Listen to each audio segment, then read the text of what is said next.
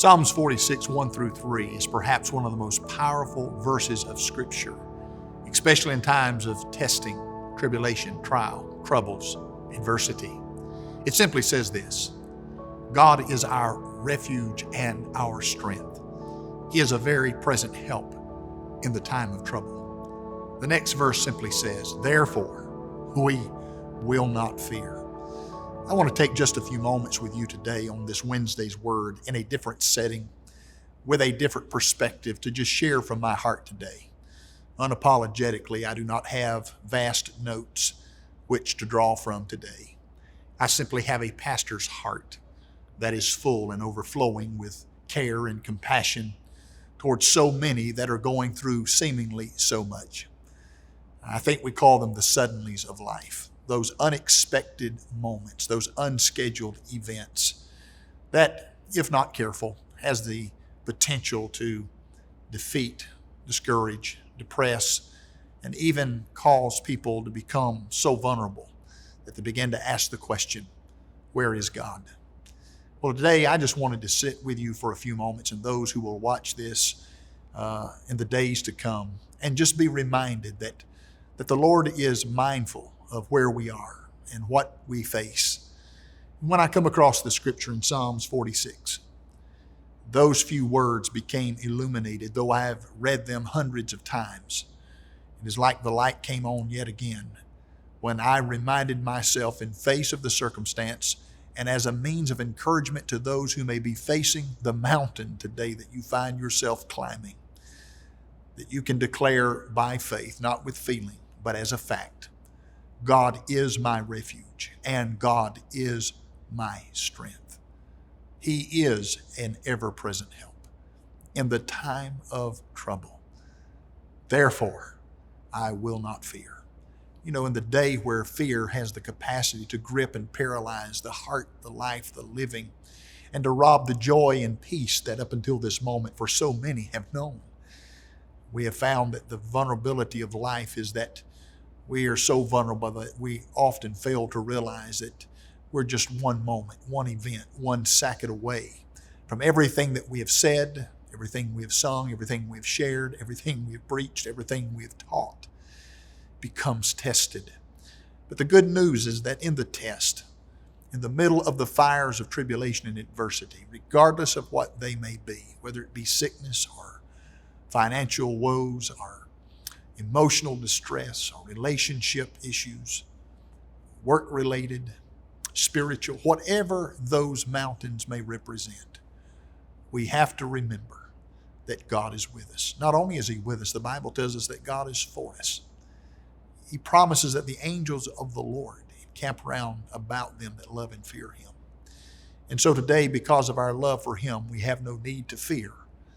The Bible said, I will not fear what man shall do to me, for the Lord is on my side. One scripture says it like this: if God be for us, who, and may I just expand on that, what can be against us? I know often in the moment of difficulty and tribulation, life becomes blurred, and the things that we used to hear so clearly and believe so much becomes tested. And today I sit before you as a pastor with no script, with no calling card, with no other motive or ambition, but to pour my heart out to somebody today, to extend myself to you as an ambassador for the King, for the kingdom of God, to become the heart, hands, and feet of Jesus, to reach out to you today and say to you, God is with you, God is for you. He goes before you. He's working in you and through you and on your behalf, and even when you don't see and you don't hear and you don't feel that your faith is matching the task and the test, God would have me to remind you today, He knows, He hears, He sees, He understands. Well, that's easier said than received when you're going through the storm. When I look in the New Testament Gospels, I see the occasion when Jesus was on the sea with His disciples. They had walked with Him. They had ministered along His side. They had witnessed the miracles.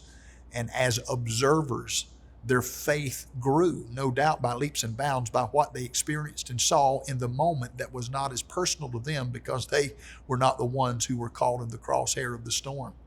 Yet they watched Jesus interact with so many, walking by the seashores and in the villages, in those moments where miracles were demanded, and without Christ, there would have been certain and imminent defeat.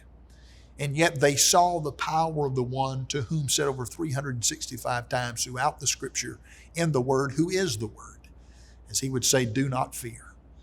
He not only said it to those in need, he said it to those who walked with him, who followed him, those close to him. His message to them was no less to the one who was in desperate need, who had never met him or seen him or heard from him up until that moment. And yet often he would say to the masses and to the messes, to the one and to the thousand, do not fear. We know that fear is the opposite of faith, and often in our culture and the climate of our day, with all that people are facing in different stratospheres of life, often it can bring people full circle to the same place, if not careful, and that is the displacement of faith.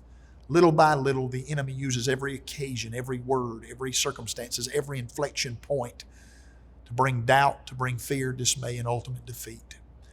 But I believe that God brought me into this Wednesday's word today, unlike any other that I have ever recorded, ever done, to just make it personal. Not that the times that we share in teaching is not, but today is not so much about teaching a lesson as it is being one. And today I want the lesson to simply be this: God has your back. He has our back. And even when we don't understand his ways, we don't understand the particulars of why some things happen, that becomes an often question as a pastor that I'm being asked more often than ever. Why? And yet, while that question may be daunting for many, to question why, I want you to know that it is not daunting nor overwhelming. Neither does it diminish your faith when you ask that to God. Often I've heard throughout my life of walking with God and following him, I've heard some people say from time to time, don't question.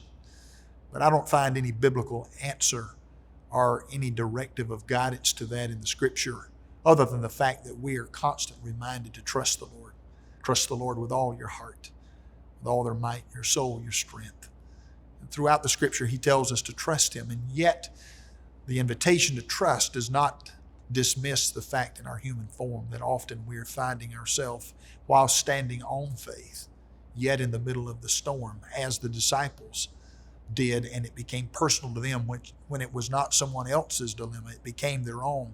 They began asking a lot of questions. Lord, why are you sleeping? That question of why. Then I trace that question back to the cross of the Christ of Calvary, the Son of God.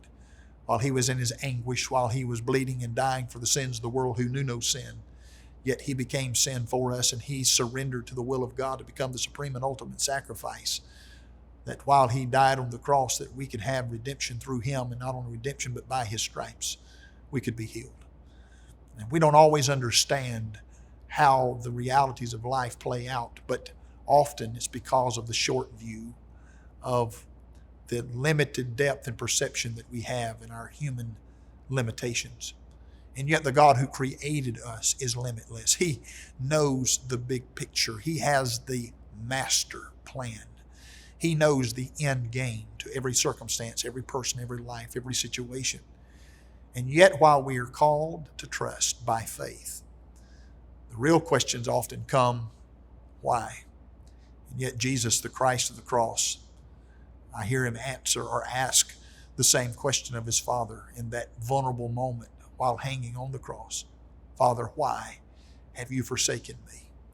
And the reality was, it wasn't that he was being forsaken. It was that in that moment his feelings had disregarded what we would call faith in our perspective and in our life.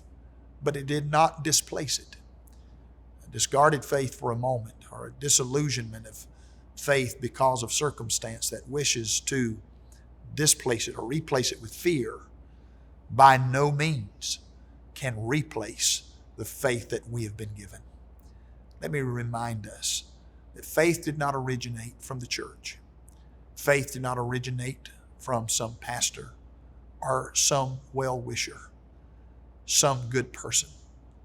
Faith is the seed and the substance of the God who created us to walk through this life, through its victories, and yes, through its valleys, and to equip us that we might know that while we are not inoculated or we're not protected from everything that's bad or difficult, His Word made it very clear it rains on the just and the unjust. While it's very clear, He says in response to that, the just shall live by faith, lest we be hijacked by our feelings and lose hope.